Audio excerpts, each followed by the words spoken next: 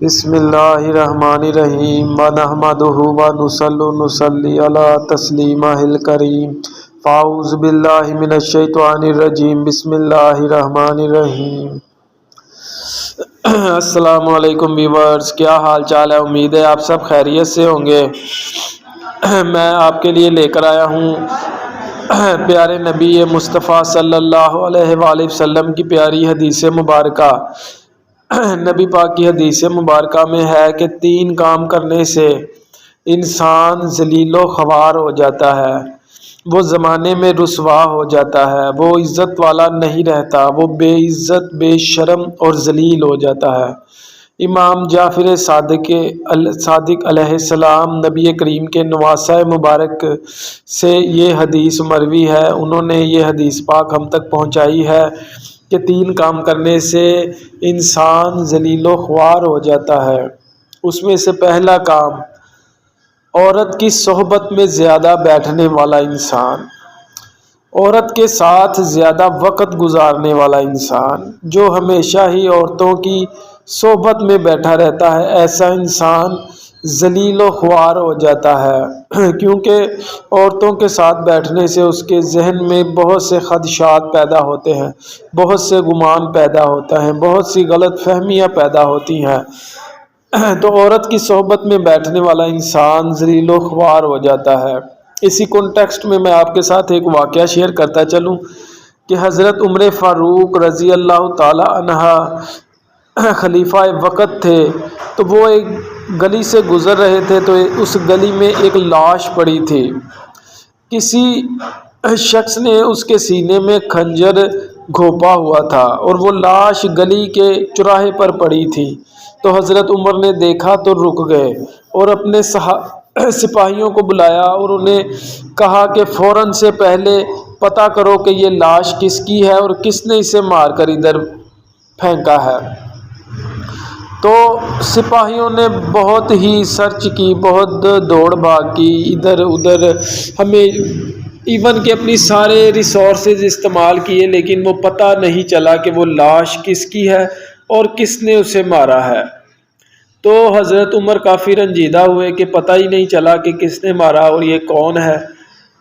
تو خیر وہ حضرت عمر نے اسے دفنا دیا، اپنے سپاہیوں سے کہہ کر اسے دفنا دیا۔ تو چند ماہ گزرنے کے بعد جب 9 ماہ گزرے تو حضرت عمر فاروق پھر اسی راستے سے گزر رہے تھے، تو اسی جگہ پر ایک بچہ پڑا ہوا تھا، 9 مولود بچہ پیدا ہوا وہاں پڑا ہوا تھا۔ تو حضرت عمر فاروق نے وہ بچہ دیکھا تو فوراً سے دماغ میں سوچا اور اپنے سپاہی کو بلایا کہ یہ بچہ اٹھاؤ اور ایک عورت کو بلاؤ۔ آپ نے ایک عورت کو بلایا اور اسے بچہ تھما دیا اور اسے کہا کہ تم اس کی پرورش کرو۔ آپ نے کہا کہ جب آپ نے اس عورت کو بلایا تو اسے وہ بچہ تھما دیا اور انہیں کہا کہ یہ بچہ رکھو، اور جیسے ہی کوئی بھی عورت اس بچے سے پیار کرے یا اسے سینے سے لگائے یا اسے اپنے پاس بلائے تو فوراً مجھے اطلاع دی جائے، ٹھیک ہے؟ تو آپ نے بیت المال سے اس کا ماہانہ وظیفہ مقرر کر دیا، اس کے مال خرچ کا سارا ذمہ داری آپ نے بیت المال سے کی۔ تو آتا کہ بچہ تھوڑا سا بڑا ہو گیا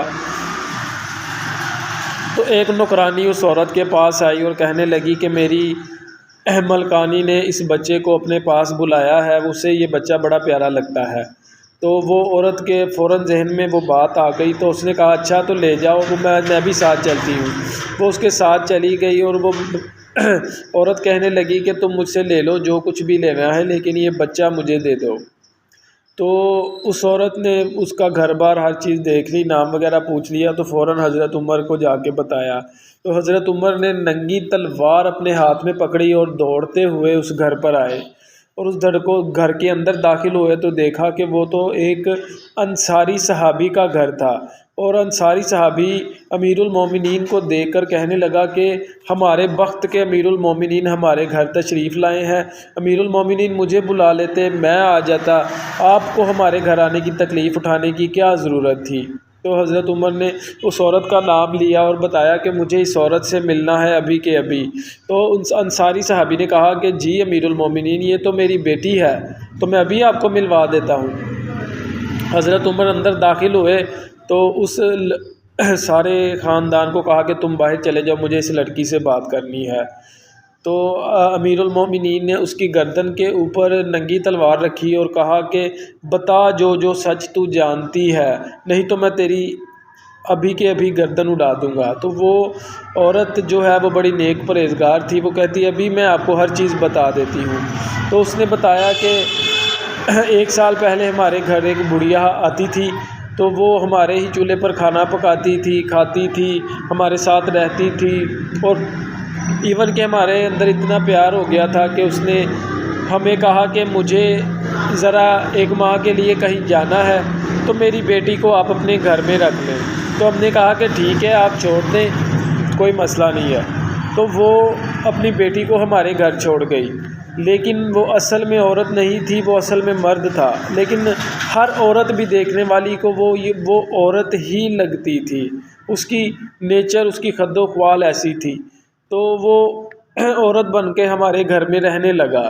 تو ایک دن میں اور وہ اکیلے تھے کمرے میں، باقی گھر والے بھی سوئے تھے، تو اس نے مجھے کوئی نشے والی چیز دی اور میری سونے کا فائدہ اٹھا کر اس نے میرے ساتھ بدفعلی کی، اور بدفعلی کرنے کے بعد جب مجھے ہوش آئی تو مجھے پتہ چلا کہ یہ بدفعلی کر چکا ہے۔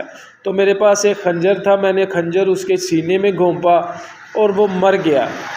جب وہ مر گیا تو میں نے اس کی لاش باہر پھینک دی۔ تو جب کچھ وقت گزرا تو مجھے پتہ چلا کہ وہ تو مر گیا ہے، لیکن اپنا گندا نطفہ میرے اندر چھوڑ گیا ہے۔ اور جب وہ 9 ماہ کا ہوا، بچے کی پیدائش ہوئی، تو میں نے وہ بچہ بھی ادھر ہی رکھ دیا۔ تو اس میں میری کیا غلطی ہے؟ تو حضرت عمر نے اسے دعا دی اور اسے کہا کہ اللہ پاک تو تجھ سے راضی ہو جائے، آمین۔ تو وہ چلے گئے۔ اور جو امام جعفر صادق نے دوسری چیز بتائی، وہ آپ نے بتایا کہ امیروں کی صحبت میں بیٹھنے والا شخص بھی ذلیل ہو جاتا ہے، کیونکہ وہ اپنی نعمتوں پر شکر ادا نہیں کرتا، وہ اپنی نعمتیں جو اسے ملی ہوتی ہیں وہ اس پر شکر نہیں ادا کرتا، اور وہ امیر لوگوں کی رنگینیوں میں ایسا کھو جاتا ہے کہ وہ ذلیل و خوار ہو جاتا ہے۔ اور تیسرا وہ شخص کہ جو جاہل بیوقوف کے ساتھ بحث کرتا ہے، جاہل اور بیوقوف کے ساتھ بحث کرنے والا شخص بھی ذلیل ہو جاتا ہے، کیونکہ جاہل خود تو نا عزت دار ہوتا ہے اور نہ اسے اپنی اور دوسرے کی عزت کی پرواہ ہوتی ہے۔ تو آپ تمام لوگ ان 3 باتوں پر عمل کریں تاکہ آپ دنیا اور آخرت میں ہر قسم کی ضلالت سے محفوظ رہ سکیں۔ پلیز ہمارے چینل کو لائک اور سبسکرائب ضرور کریں تاکہ آپ کو آنے والی ہر نئی اپڈیٹ مل سکے۔ اللہ حافظ۔